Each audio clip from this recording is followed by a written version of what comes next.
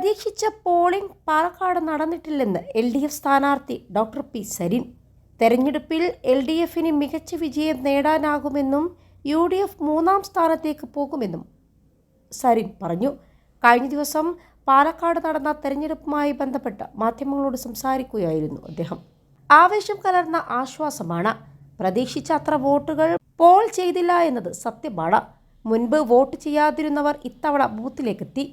പുതിയ സ്ഥാനാർത്ഥിയെ ആഗ്രഹിക്കുന്നവരാണ് അങ്ങനെ എത്തിയത്. LDFന് വോട്ട് ചെയ്ത് പരസ്യമായി പ്രതികരിച്ചവരുടെ എണ്ണവും ഇത്തവണ കൂടുതലാണ്. 50,000 വോട്ട് നേടുന്നവർ വിജയിക്കും എന്നുള്ളതിൽ തർക്കമില്ല. LDFന്റെ 40,000 രാഷ്ട്രീയ വോട്ടുകൾ ലഭിച്ചു കഴിഞ്ഞിട്ടുണ്ട്. സ്വതന്ത്ര സ്ഥാനാർത്ഥിയായതിനാൽ 10,000 വോട്ടുകൾ അധികമായി ലഭിക്കും. കഴിഞ്ഞ നിയമസഭാ തെരഞ്ഞെടുപ്പിൽ LDFൽ ലഭിച്ചതിനേക്കാൾ വോട്ടുകൾ ഇത്തവണ കിട്ടും. 50,000 വോട്ടുകൾ അനായാസം നേടും. UDF മൂന്നാം സ്ഥാനത്ത് പോകും. കണ്ണാടി പഞ്ചായത്തിലും പാർട്ടിക്ക് ഭൂരിപക്ഷം കിട്ടുമെന്നും സരിൻ പറഞ്ഞു.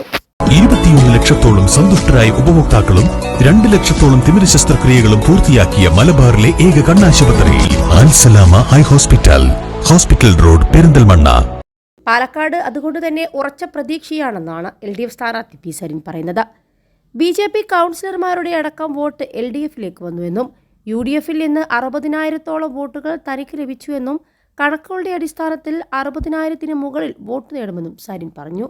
അതേസമയം 2021 നിയമസഭാ തെരഞ്ഞെടുപ്പിൽ നഗരസഭയിൽ നിന്നും മാത്രം 34,143 വോട്ട് നേടാൻ BJP കഴിഞ്ഞിട്ടുണ്ട്. രണ്ടാം സ്ഥാനത്തെത്തിയ കോൺഗ്രസിന് ലഭിച്ചതാകട്ടെ 27,905 വോട്ടും. BJPക്ക് 6,238 വോട്ടിന്റെ ലീഡാണുള്ളത്. മൂന്നാം സ്ഥാനത്തെത്തിയ CPMനും കിട്ടിയത് 16,455 വോട്ട് മാത്രം. എന്നാൽ 2024 ലോക്സഭാ തെരഞ്ഞെടുപ്പിൽ സ്ഥിതിക്ക് ചെറിയ മാറ്റമുണ്ടാവുകയും ചെയ്തു. നഗരസഭയിൽ BJP ലീഡ് 497 വോട്ടിൽ ഒതുക്കാൻ കോൺഗ്രസിന് കഴിഞ്ഞു. BJP സ്ഥാനാർത്ഥിയുടെ വോട്ടിൽ 4,788 വോട്ടിന്റെ കുറവുണ്ടായി. പാർട്ടി നേടിയത് 29,355 വോട്ടും. കോൺഗ്രസ് പെട്ടിയിൽ 28,858 വോട്ട് വീണു. 953 വോട്ടിന്റെ വർധന. എന്നാൽ ഇത്തവണ CPM വോട്ടിന്റെ വർധനവുണ്ടാവുമെന്ന ശുഭപ്രതീക്ഷയിലാണ്.